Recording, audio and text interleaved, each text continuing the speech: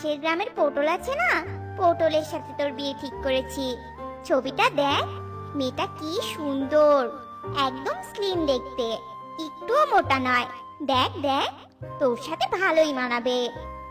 তাই নাকি মা? দেখি ছবিটা। এ ছি, এটা একটা সুন্দর মেয়ে হলো নাকি? না মা, আমি কিছুতেই এই পটলকে বিয়ে করতে পারবো না।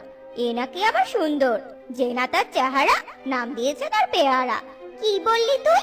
কত সুন্দর একটা মেয়ে দেখ, আর তুই এখন বলছিস এ সুন্দর না?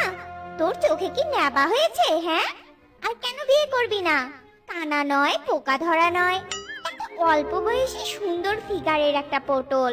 তোর সাথে ওকে কত ভালো মানাবে তুই জানিস? আর তুই কি না ওকে রিজেক্ট করছিস? ওর মতো সুন্দর মেয়ে তুই 10 গ্রামে খুঁজে পাবি না। তুমি যতই বলো না কেন মা, আমি কিছুতেই পটলকে বিয়ে করব না। আমি তো বিয়ে করব আমাদের গ্রামের পিঙ্কি আলুকে। না না, আমি কিছুতেই পিঙ্কিকে মেনে নেব না। ওর বাবার সাথে আমার অনেক দিনের ঝগড়া। আর পিঙ্কি দেখতেও সুন্দর নয়, পটলই তো অনেক সুন্দর। পিঙ্কি একটা মোটা সোটা মেয়ে, ওকে আমার একদম পছন্দ নয়। আচ্ছা বাবা, তোমাদের কোন দিক থেকে ওই পটলকে সুন্দর লাগে বলো তো? ওর নামটাই তো ছেলেদের মতো, না আছে রূপ, না আছে গুণ। আবার নামের কি বাহার, পটল। পটল একটা নাম হলো নাকি? আর বাবা, পিঙ্কি কোন দিক থেকে খারাপ বলো তো?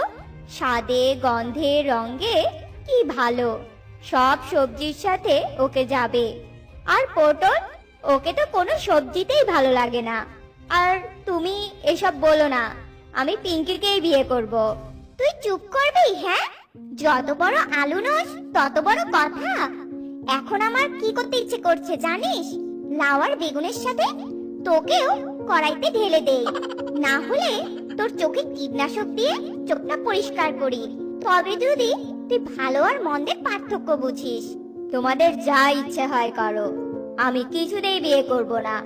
আচ্ছা মা, তোমরা যদি তোমাদের আলু কেন্দ্রিক স্বাধীনতাকে কাজে লাগিয়ে পটলের সাথে আমার বিয়ে দিতে পারো, তাহলে আমি কেন আমার স্বাধীনতাকে কাজে লাগিয়ে আমার ফ্রুট পার্টনার